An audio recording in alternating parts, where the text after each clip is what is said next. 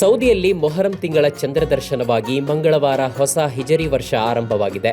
ಮಂಗಳವಾರ ಪವಿತ್ರ ಕಾಬಾ ಭವನದ ಹೊದಿಕೆ ಕಿಸ್ವಾವನ್ನ ಬದಲಾಯಿಸಿ ಹೊಸ ಕಿಸ್ವಾ ಹೊದಿಸಲಾಯಿತು.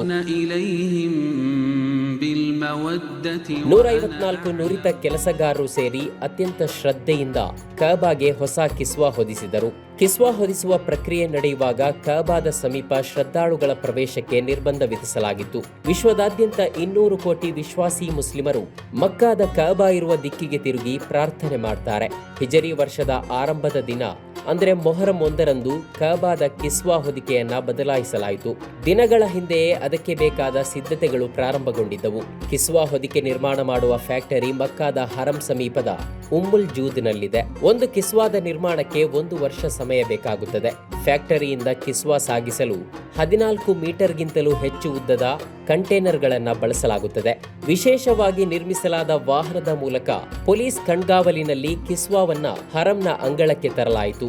ಅಲ್ಲಿಂದ ಹಜ್ ಮತ್ತು ಉಮ್ರಾ ಸಚಿವಾಲಯದ ಸಚಿವರಾದ ತೌಫೀಕ್ ಅಲ್ ರಬಿಯಾ ಹಾಗೂ ಹರಂ ಆಡಳಿತಾಧಿಕಾರಿಗಳ ಉಪಸ್ಥಿತಿಯಲ್ಲಿ ಹೆಚ್ಚಿನ ಭದ್ರತೆಯೊಂದಿಗೆ ಕಿಸ್ವಾವನ್ನ ಕಾಬಾ ಭವನದ ಸಮೀಪಕ್ಕೆ ತರಲಾಯಿತು.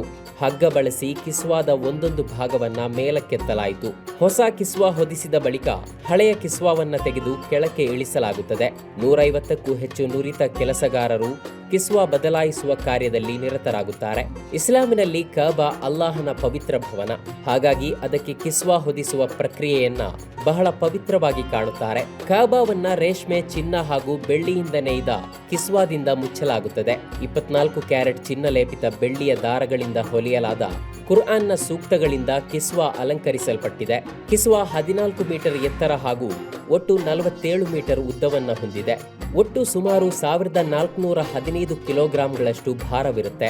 120 ಕಿಲೋಗ್ರಾಂಗಳಷ್ಟು ಚಿನ್ನದ ಲೇಪಿತ ಬೆಳ್ಳಿ ದಾರ, 60 ಕಿಲೋಗ್ರಾಂಗಳಷ್ಟು ಶುದ್ಧ ಬೆಳ್ಳಿ, 825 ಕೆಜಿಯಷ್ಟು ರೇಷ್ಮೆ ಹಾಗೂ 410 ಕೆಜಿಗಳಷ್ಟು ಹತ್ತಿಯನ್ನ ಬಳಸಿ ಸುಮಾರು 60 ಕೋಟಿ ರೂಪಾಯಿ ವೆಚ್ಚದಲ್ಲಿ ಕಿಸ್ವಾ ನಿರ್ಮಾಣವಾಗುತ್ತದೆ.